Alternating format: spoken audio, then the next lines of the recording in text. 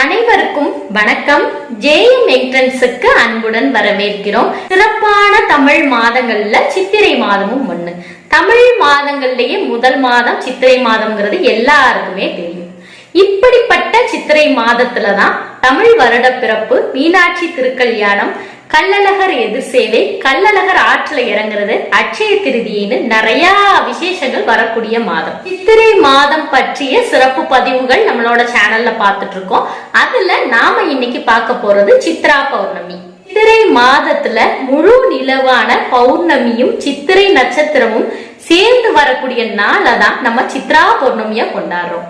என்னதான் மாதம் பௌர்ணமி தினங்கள் வந்தாலும் நம்ம முக்கியமான பௌர்ணமியா சித்ரா பௌர்ணமியை தான் சொல்லுவோம். சித்ரா பௌர்ணமியோட சிறப்புகள் என்ன, அன்னைக்கு எந்தெந்த தெய்வத்தை என்னென்ன நெய்வேத்தியம் செஞ்சு எப்படிலாம் வழிபடணும், இப்படி வழிபடுறதுனால என்ன பலன், வழிபடுறதுக்கான நல்ல நேரம், இது எல்லாத்தையுமே இந்த பதிவுல பார்க்கலாம். அதனால கடைசி வர வீடியோவை ஸ்கிப் பண்ணாம பாருங்க, உங்களுக்கு உதவியா இருக்கும். முதல்ல சித்ரா பௌர்ணமி இந்த வருஷம் எப்போ வருதுங்கிறத பார்க்கலாம். இந்த வருடம் சித்ரா பௌர்ணமி 23/4/2024 செவ்வாய்க்கிழமை அன்னைக்கு வருது. பௌர்ணமி திதி ஏப்ரல் 23 அதிகாலை 4:21 மணிக்கு ஆரம்பிச்சு ஏப்ரல் 24 அதிகாலை 5:54 மணி வரை இருக்கு.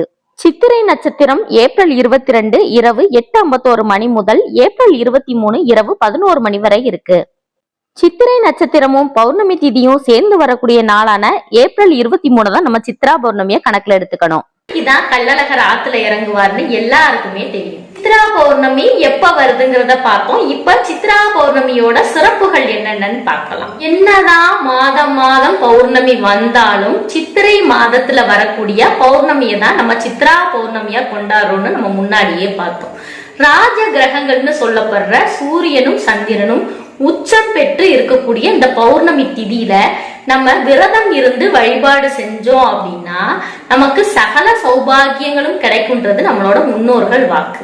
ஏன் பௌர்ணமினால நம்ம சிறப்பான நாளா சொல்றோம் அப்படின்னா, நம்ம எல்லாரோட மனசுலயுமே பௌர்ணமி தினத்தை அன்னைக்கு நல்ல சிந்தனைகளையும் ஆக்கப்பூர்வமான எண்ணங்களையும் தூய எண்ணங்களையும் உருவாக்கக்கூடிய ஒரு நாள். அதனாலதான் நம்ம பௌர்ணமியை சிறப்பான நாளா சொல்றோம். சுருக்கமா சொன்னோம்னா சூரியனும் சந்திரனும் தங்களுடைய அற்புதத்தை வெளிப்படுத்தக்கூடிய நாள் தான் இந்த சித்ரா பௌர்ணமி. இப்போ சித்ரகுப்தரை பத்தி பார்க்கலாம். சித்ரகுப்தருடைய பிறந்த நாளதான் நம்ம சித்ரா பௌர்ணமியா கொண்டாடுறோம்னு, சித்ரகுப்தர் நம்ம ஒவ்வொருத்தவங்களுடைய பாவ புண்ணிய கணக்குகளை எழுதி யமதர்ம ராஜா கிட்ட ஒப்படைக்கக்கூடிய நாளும் இந்த சித்ரா பௌர்ணமின்னு தான் புராணங்கள்ல இன்னமும் இருந்துட்டு இருக்கு. அந்த காலத்துல நம்மளுடைய முன்னோர்கள் பாவங்கள்ல இருந்து விடுபடுறதுக்காகவும் நரகத்துக்கு போகாம இருக்கணும் அப்படின்ற காரணத்துக்காகவும் இந்த சித்ரா பௌர்ணமி விரதத்தை இருந்திருக்காங்க. இப்படி விரதம் இருக்கிறதுனால தேவர்கள் எல்லாமே மகிழ்ச்சி அடைஞ்சு நமக்கு நல்லதே நடக்கும் அப்படின்னு நம்பி இருக்காங்க. இப்போ சித்ரா பௌர்ணமி அன்னைக்கு எப்படி சித்ரகுப்தரை விரதம் இருந்து வழிபண்ணுங்கிறத பார்க்கலாம். உங்க வீட்டுல சித்ரகுப்தரோட படம் இருந்ததுன்னா உங்களோட பூஜை அறையில தெற்கு முகமா அந்த படம் இருக்கிற மாதிரி வச்சுக்கோங்க. சித்ரகுப்தரோட திருவுருவ படத்துக்கு மஞ்சள், குங்குமம், பூ இதெல்லாம் வச்சு அலங்காரம் பண்ணிக்கோங்க. இல்லங்க எங்கள்கிட்ட சித்ரகுப்தர் படமே இல்ல, ஆனா நாங்க சித்ரா பௌர்ணமி அன்னைக்கு சித்ரகுப்தரை நினைச்சு விரதம் இருந்து வழிபாடு செய்யணும்னு நினைக்கிறோம் அப்படின்னு யோசிக்கிறவங்களுக்கு ஒரு பித்தளை செம்போ, வெள்ளி செம்போ, தாமிர செம்போ, அதாவது எவர் சில்வர் செம்பு தவிர உங்ககிட்ட எந்த செம்பு இருக்கோ நீங்க அதை எடுத்துக்கோங்க. இல்லங்க எங்க வீட்டுல தாமிர செம்போ, பித்தளை செம்போ இல்ல, எவர் சில்வர் செம்பு மட்டும்தான் வச்சிருக்கோம், அதை பயன்படுத்தலாமா அப்படின்னு கேட்டா கட்டாயமா எவர் சில்வர் பொருட்கள் பூஜைக்குன்னு பயன்படுத்தக்கூடாது. நாம எவர் சில்வர் பொருட்கள் பயன்படுத்தணும்னா நம்ம விரதம் இருந்து வழிபாடு செய்யறதுக்குரிய பலன் கிடைக்காம போயிடும். உங்ககிட்ட எவர் சில்வர் செம்பு மட்டும் தான் இருக்கு அப்படிங்கிற பட்சத்துல பூஜைக்குன்னு ஒரு தாமிர செம்போ, பித்தளை செம்போ உங்க வசதிக்கு ஏத்த மாதிரி நீங்க ஒண்ணு வாங்கி வச்சுக்கோங்க. நாம எடுத்து வச்சிருக்கக்கூடிய செம்பு நிறைய நல்ல தண்ணீர் நிரப்பணும், நிறைய இருக்கிற மாதிரி நிரப்பணும். நிரப்பிட்டு செம்போட வாய்ப்பகுதியில 5 மாவிலைகள் இருக்கிற மாதிரி மாவிலைகள் வச்சு ஒரு தேங்காயை வாங்கி வச்சுக்கோங்க. இந்த கலசத்துக்கும் மஞ்சள் குங்குமம் வச்சு பூ வச்சு அலங்காரம் பண்ணுங்க. இந்த கலசத்தை தான் நம்ம சித்ரகுப்தரா நினைச்சு வழிபாடு செய்ய போறோம். சித்ரகுப்தரோட திருவுருவ படம் தெற்கு முகமா இருக்கிற மாதிரி வைக்கணும்னு பார்த்தோம் இல்லையா, அதே மாதிரி கலசத்தோட முகமும் தெற்கு முகமா இருக்கிற மாதிரி வச்சுக்கோங்க. சித்ரகுப்தருக்கு முன்னாடி, அதாவது கலசத்துக்கு முன்னாடியோ திருவுருவ படத்துக்கு முன்னாடியோ வாழை இலைய நல்லா கழுவிட்டு விரிச்சிட்டு அதுல வெற்றிலை பாக்கு, தேங்காய், வாழைப்பழம், பழங்கள் இதெல்லாம் வச்சு வழிபாடு செய்யணும். இதெல்லாம் தயார் செஞ்சு முடிச்சிட்டு தீபமோ அல்லது நல்லெண்ணெய் தீபமோ உங்களால எத்தனை தீபங்கள் ஒற்றைப்படையில ஏற்ற முடியுமோ அத்தனை தீபங்கள் நீங்க ஏற்றிக்கோங்க. அடுத்ததான் நம்ம ஒரு விஷயம் பண்ண போறோம். எந்த ஒரு விரதம் இருந்தாலும் சரி, எந்த ஒரு பூஜை நம்ம செஞ்சாலும் சரி, நம்ம முதல்ல விநாயகரை மஞ்சள்ல பிடிச்சு வைக்கணும். மஞ்சள்ல பிடிச்ச விநாயகருக்கு பிடிச்ச அருகம்புல்லா இருந்தாலும் சரி, உதிரி பூவா இருந்தாலும் சரி, நீங்க எதுனாலும் வைக்கலாம். வச்சுட்டு விநாயகரை வேண்டிக்கணும். நாங்க இந்த மாதிரி விரதம் இருந்து பூஜை செய்ய போறோம், எங்களுக்கு எந்த வித தடங்களும் இல்லாம இந்த பூஜையை முடிச்சு வை விநாயகரேன்னு சொல்லிட்டு விநாயகர்கிட்ட மனசார வேண்டிக்கோங்க. அடுத்து ஒரு விஷயம் பண்ண போறோம். குலதெய்வத்தோட அருள் இல்லாம எதுவுமே கிடையாதுங்கிறது எல்லாருக்குமே தெரியும்.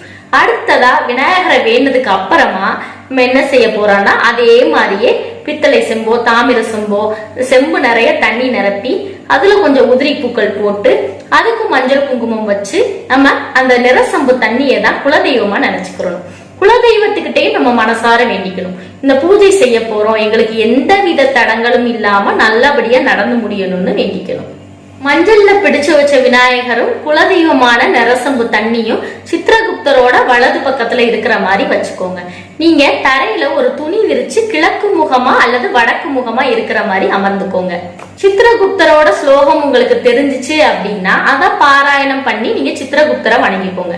சித்திரகுப்தர் கிட்ட என்ன வேண்டிக்கணும்னா, எனக்கு அடுத்தவர்களுக்கு பாவம் செய்யக்கூடிய மனப்பான்மை இருந்தது அப்படின்னா அதை நீக்கிட்டு புண்ணியம் செஞ்சு அடுத்தவர்களுக்கு உதவக்கூடிய ஒரு மனப்பான்மையை கொடு அப்படின்னு சித்திரகுப்தர் கிட்ட நம்ம வேண்டிக்கணும். அப்படி பாராயணம் பண்ண முடியல, எங்களுக்கு சித்திரகுப்தரோட ஸ்லோகம் தெரியல அப்படின்னா, இப்பதான் எல்லார் கையிலயுமே மொபைல் இருக்கு, மொபைல்ல இல்லாத விஷயங்களே இல்லைன்னு ஆயிடுச்சு. அதனால சித்திரகுப்தரோட ஸ்லோகங்களை நீங்க காதுல கேட்டுக்கிட்டே வழிபாடு செய்யலாம். சித்ரா பௌர்ணமி விரதத்தை யார் யாரெல்லாம் இருக்கலாம் அப்படிங்கிறத பார்க்கலாம். சித்ரா பௌர்ணமி விரதத்தை குழந்தைகள்ல இருந்து பெரியவங்க வரை யாருனாலும் இருக்கலாம். அப்படி நாங்க விரதம் இருந்து வழிபாடு செய்ய போறோம் அப்படின்னு நினைக்கிறவங்க என்ன செய்யணும்னா, சித்ரா பௌர்ணமி அன்னைக்கு காலையில பிரம்ம முகூர்த்த வேலையிலேயே எந்திரிச்சு குளிச்சுட்டு வாசல் தெளிச்சு கோலம் போட்டுட்டு பூஜை அறையில எப்பயும் நம்ம செய்வோம் பாத்தீங்களா, இந்த மாதிரி பூ போட்டு அலங்காரம் பண்ணி விளக்கேற்றி விரதம் இருக்க ஆரம்பிங்க. அன்னைக்கு முழுவதும் சாப்பிடாம விரதம் இருந்தா நல்லது. இல்லைங்க நாங்க மருந்து மாத்திரைகள் சாப்பிட்டுக்கிட்டு இருக்கோம், எங்களெல்லாம் சாப்பிடாம விரதம் இருக்க முடியாது அப்படின்னு நினைக்கிறவங்க பழமோ ஜூஸோ சத்து மாவோ உங்களால பால் பதார்த்தங்கள் தவிர்த்து நீங்க மற்ற பொருட்கள் சாப்பிட்டுட்டு நீங்க விரதமா இருக்கலாம். ஒருவேளை மட்டும் சாப்பிட்டுட்டு விரதம் இருக்கலாமா, அல்லது ஒருவேளை மட்டும் சாப்பிடாம மற்ற வேலைகள்ல சாப்பிட்டுட்டு விரதம் இருக்கலாமான்னு நிறைய பேர் கேட்டுட்டு இருக்கீங்க. அப்படி இருந்தாலும் ஒன்றும் தப்பு இல்லை. உங்களுடைய உடல்நிலையை பொறுத்தது, உங்களோட உடல்நிலை எப்படி இருக்கோ அதுக்கு தகுந்த மாதிரி நீங்க விரதம் இருந்துக்கோங்க. கர்ப்பிணி பெண்கள் விரதம் இருக்கலாமா அப்படின்னு கேட்டா, கர்ப்பிணி பெண்கள் கட்டாயம் சாப்பிடாம விரதம் இருக்க கூடாது. நீங்க பூஜை வழிபாடு மட்டும் செஞ்சுக்கோங்க. காலையில இருந்து விரதம் இருக்க ஆரம்பிச்சவங்க மாலை நேரத்துல 6 மணிக்கு மேல நம்ம எப்பயும் விளக்கேற்றுவோம் இல்லையா, அந்த நேரத்துல நம்ம முன்னாடி பார்த்தோம்ல அந்த பூஜைகள் எல்லாமே செஞ்சுட்டு நம்ம விரதத்தை முடிச்சுக்கலாம். விரதம் இல்லாதவங்க மாலை 6 மணிக்கு நம்ம விளக்கேற்றுற டயத்துல அதே மாதிரி விளக்கேற்றுற நேரத்துல கலசம் வச்சு சித்திரகுப்தரை வழிபாடு மட்டும் செஞ்சுக்கலாம். சித்திரகுப்தர் வழிபாடு செய்யறதுக்கான சிறப்பான நேரத்தை பார்க்கலாம். அதாவது மாலை 6 மணிக்கு மேலதான் சித்திரகுப்தரோட வழிபாடு செய்யணும், அதுதான் சிறப்பா அமையும். சித்திரகுப்தர் வழிபாடு செய்யும் போது நம்ம என்னென்ன நெய்வேத்தியங்கள் பண்ணணும் அப்படிங்கறத பார்க்கலாம். பால் சம்பந்தப்பட்ட பொருட்களை நம்ம அறவே தவிர்த்திடணும். சர்க்கரை பொங்கல் செய்யலாம், சித்ரா அன்னங்கள் செய்யலாம். சித்ரா அன்னங்கள் என்னன்னா தயிர் சாதம் தவிர்த்து, தயிர் சாதம்ங்கிறது பால் சம்பந்தப்பட்ட பொருள் தானே, அதை நீக்கிட்டு நம்ம எலுமிச்சை சாதமோ புளியோதரையோ கல்கண்டு சாதமோ உங்களால என்ன சாதங்கள் கட்டு சோறுன்னு சொல்லுவாங்கல்ல, அது என்ன சாதங்கள் பண்ண முடியுதோ தயிர் சாதத்தை தவிர்த்து நீங்க பண்ணிக்கோங்க. இதெல்லாம் எங்களால செய்ய முடியாதுங்க அப்படின்னு நினைக்கிறவங்க நாட்டு சர்க்கரைய நீங்க இலை வச்சிருக்கீங்க இல்லையா சித்திரகுப்தரை வழிபடுறதுக்காக, அந்த இலையில ஒரு ஓரமா நாட்டு சர்க்கரையை கொஞ்சமா வச்சு கூட நீங்க வழிபட்டுக்கலாம். சித்ரா பௌர்ணமி அன்னைக்கு சித்திரகுப்தர் வழிபாடு எப்படி செய்யணுங்கிறத பார்த்தோம். சித்ரா பௌர்ணமிங்கிறது சித்திரகுப்தருக்கு மட்டும் இல்ல, மற்ற தெய்வங்களையும் என்னென்ன கோரிக்கைகளுக்கு எப்படி வழிபாடு செய்யலாங்கிறத பார்க்கலாம்.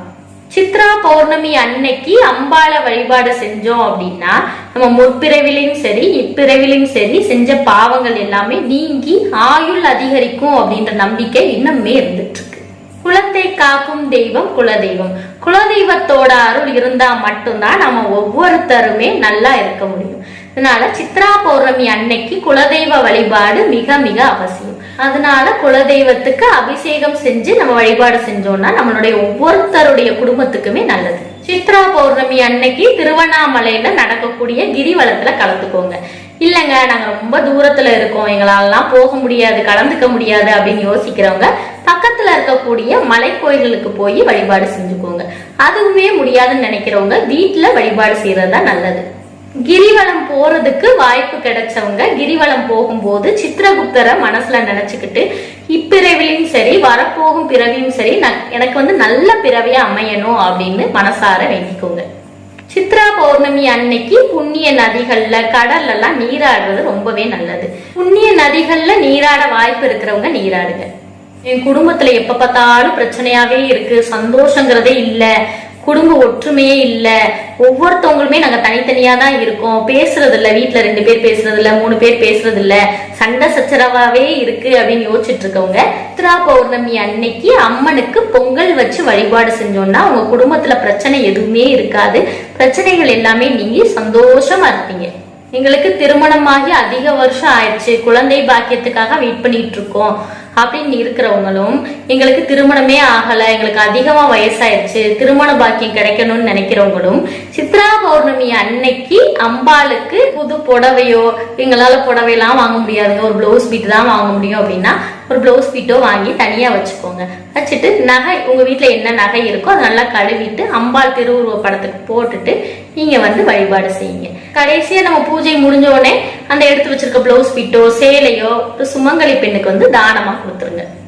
இப்படி சித்ரா பௌர்ணமி அன்னைக்கு அம்பாளை வழிபட்டோம்னா குழந்தை பாக்கியமா இருந்தாலும் சரி, திருமண பாக்கியமா இருந்தாலும் சரி, தீர்க்க சுமங்கலியா இருக்கக்கூடிய பாக்கியமா இருந்தாலும் சரி சீக்கிரமே கிடைக்கும். இன்னொரு விஷயம் நான் சொல்ல மறந்துட்டேன். அன்னைக்கு சித்திரகுப்தருக்கோ மற்ற தெய்வங்களுக்கோ படைக்கக்கூடிய நெய்வேத்தியங்கள்ல கட்டாயம் உப்பு சேர்க்க கூடாது. சித்ரா பௌர்ணமி அன்னைக்கு வீட்டுல வழிபாடு செய்யறது மட்டும் இல்லாம பக்கத்துல இருக்கக்கூடிய முருகன் கோயிலோ பெருமாள் கோயிலோ என்ன கோயில் இருக்கோ அங்க போய் நீங்க நெய் தீபம் ஏற்றிட்டு வாங்க. சித்ரா பௌர்ணமி அன்னைக்கு இந்த வழிபாடுகள் மட்டும் இல்லாம இன்னொரு முக்கியமான வழிபாடு பண்ணுவாங்க, அதுதான் சந்திர வழிபாடு. சந்திரன் வழிபாடுக்கு என்ன செய்யணும்னா அன்னைக்கு அதாவது மாலை நேரத்துல 7 மணிக்கு மேல பௌர்ணமி வெளிச்சம் வரும் பாத்தீங்களா, வந்ததுக்கு அப்புறம் நம்ம இதை செய்யணும். சந்திர வழிபாடு செய்யறவங்க மாலை நேரத்துல 7 மணிக்கு மேல உங்களோட வீட்டு மொட்டை மாடிக்கு போய்க்கோங்க. அதாவது நிலா நல்லா தெரியறது மாதிரி நம்ம உட்காந்துக்கணும். உட்காந்துக்கிட்டு உங்களால நெய் தீபம் எத்தனை தீபங்கள் ஒற்றைப்படையில இருக்கிற மாதிரி ஏற்ற முடியுதோ அத்தனை தீபங்கள் நீங்க ஏற்றிக்கோங்க. நெய்வேத்தியமா என்ன பண்ணணும் அப்படின்னா நம்ம ஏற்கனவே பார்த்தோம் இல்லையா, சித்ரா அன்னங்கள், தயிர் சாதம் தவிர்த்து உங்களுக்கு எத்தனை கட்டு சோறு செய்ய முடியுதோ அத்தனை நீங்க செஞ்சு வழிபாடு செஞ்சுக்கோங்க. சந்திர பகவானுக்கு நம்ம என்ன கோரிக்கையை நினைச்சு நம்ம பௌர்ணமி சித்ரா பௌர்ணமி அன்னைக்கு நம்ம வேண்டுறோமோ அது அப்படியே நடக்கும்னு இன்னமும் நம்பிக்கை இருந்துட்டு இருக்கு. அதனால குடும்ப ஒற்றுமையா இருந்தாலும் சரி, செல்வ செழிப்பாக இருந்தாலும் சரி, கடன் பிரச்சனையா இருந்தாலும் சரி, உங்களுடைய கோரிக்கை என்னவோ அதை நினைச்சுக்கிட்டு சந்திர வழிபாடு செய்யுங்க. இன்னொரு முக்கியமான விஷயம் என்னன்னா சித்ரா பௌர்ணமி அன்னைக்கு சந்திர தரிசனம் எல்லாமே முடிச்சிட்டு நம்ம நிலாச்சோறு சாப்பிடணும். நிலாச்சோறா அதெல்லாம் நாங்க சாப்பிடறது இல்லையே, குடும்பத்தோட உட்காந்து சாப்பிடுறதே பெருசு, இதுல நிலாச்சோறு வேற சாப்பிடணுமா அப்படின்னு கேட்டா இப்பெல்லாம் எல்லாரு கையிலயுமே மொபைல் வந்துருச்சு. இந்த மொபைல் தான் குடும்பத்தையே எல்லாத்தையுமே பிரிச்சதுக்கு காரணம்னே சொல்லலாம். இது எல்லாத்துக்குமே எல்லாரு வீட்லயுமே நடக்கிற விஷயம்தான்.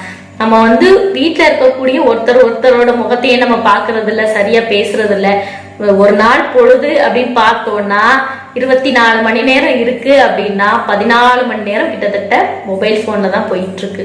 இந்த ஒரு நாள் மட்டும் இந்த மொபைல் போன் எல்லாத்தையுமே மறந்துட்டு நம்ம சந்திர தரிசனத்துக்கு வச்சோம் இல்லையா கட்டு சோறு, அதை எல்லாத்தையுமே எடுத்து குடும்பத்தோட ஒன்னா சேர்ந்து உட்காந்து பகிர்ந்து நிலா வெளிச்சத்துல சாப்பிடுங்க. இப்படி சித்ரா பௌர்ணமி அன்னைக்கு குடும்பத்தோட உட்காந்து சாப்பிட்டு பாருங்களேன், அதோட சந்தோஷமே தனி. நம்மளோட குழந்தை பருவத்துக்கு கூட்டிட்டு போன மாதிரி அவ்வளோ மகிழ்ச்சியா இருப்பீங்க. அதனால இந்த நாளை தவற விடாம கட்டாயம் நிலாச்சோறு சாப்பிடுங்க. சித்ரா பௌர்ணமி அன்னைக்கு கட்டாயம் சைவ உணவுகள் மட்டும்தான் பயன்படுத்தி நிலாச்சோறு சாப்பிடணும். சித்ரா பௌர்ணமிக்கு அடுத்த நாளா நம்ம அசைவ உணவுகள் எல்லாமே சமைச்சு எடுத்து அதே மாதிரி குடும்பத்தோட உட்கார்ந்து நிலாச்சோறு சாப்பிடலாம். நிலாச்சுவருங்கிறது சித்ரா பௌர்ணமிக்கு மட்டும் இல்லாம மாதம் வரக்கூடிய பௌர்ணமி நாட்கள்லயுமே நம்ம நிலாச்சோறு மாதிரி நிலா வெளிச்சத்துல உட்கார்ந்து சாப்பிட்டோம் அப்படின்னா அந்த மகிழ்ச்சியை சொல்றதுக்கு வார்த்தைகளே இருக்காது. அந்த அளவுக்கு சந்தோஷமா இருப்பீங்க. நிலாச்சோறு சாப்பிட்டவங்க எல்லாருமே மறக்காம கமெண்ட் செக்ஷன்ல கமெண்ட் பண்ணுங்க. இந்த பதிவு பற்றிய சந்தேகங்கள் உங்களுக்கு இருந்துச்சு அப்படின்னா கமெண்ட் செக்ஷன்ல கமெண்ட் பண்ணுங்க. இந்த வீடியோ உங்களுக்கு பயனுள்ளதா இருக்கு அப்படின்னு தோணுச்சுன்னா உங்களோட உற்றார் உறவினர்கள் நண்பர்கள் எல்லாத்துக்குமே பகிர்ந்துக்கோங்க. எங்களோட சேனல்ல பயனுள்ள தகவல்கள் மட்டும்தான் நாங்க ஷேர் பண்ணுவோம். அதனால மறக்காம சப்ஸ்கிரைப் பண்ணுங்க. இந்த வீடியோ உங்களுக்கு பிடிச்சிருந்ததுனால லைக் பண்ணுங்க, ஷேர் பண்ணுங்க, மறக்காம எங்க சேனலுக்கு சப்ஸ்கிரைப் பண்ணுங்க. நன்றி.